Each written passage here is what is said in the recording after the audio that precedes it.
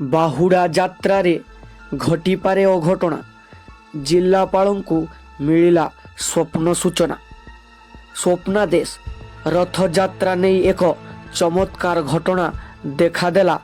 एहापाई हेबाकु जाउथिबा महात्म्य और संकेत स्वप्न द्वारा एक अघटना उन्मोचन हेउछि और एहा सीधा सड़क भावे जिल्लापालंक सह जड़ित। गत राति जिल्लापाल श्री अनुराग मिश्र स्वप्न माध्यम एक दृश्य देखिछंती जेउठी तीनिटा रथ धमाधम चालुछि। लक्षाधिक भक्त उपस्थित एवं एही भिड़रे एक बड़ अनियमितता घटी जाए।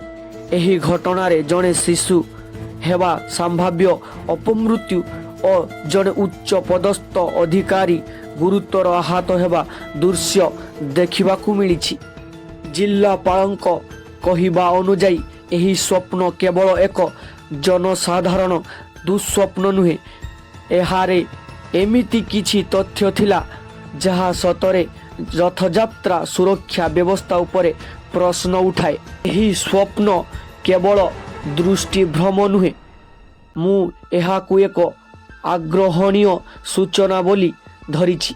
आमे सुरक्षा व्यवस्था रे अधिक जोर देबाकू शुरू करिछु। भक्त माने निर्भय भावे आसी पारिबे। स्थानीय जनता और संगठन माने एही स्वप्न सूचना को गभीरतार सह ग्रहण करिसेंती। एही आशंका को नहीं स्वप्नादेश नगर अनेक सामाजिक संगठन सचेतन अभियान आरंभ करिसेंती। रथ यात्रा पई एथि अधिक सुरक्षा कर्मी नियुक्ति, ड्रोन मॉनिटरिंग, इमरजेंसी रामालट रिमोट सरंजाम सबु व्यवस्था करा जाइछि। जिल्लापालंक निर्देश रे एही समस्त पदक्षेप ग्रहण करा जाइछि। एही घटना आमको एक बड़ शिक्षा देई थाए। स्वप्न केबे वास्तव जीवन पाई सूचना होई पारे। आसंतु एही श्री जगन्नाथଙ୍କ रथयात्रा रे सुनिश्चित आसीबा एवं आम प्रत्येक दिन शांतिमय और निरापद रखिबा। जय जगन्नाथ।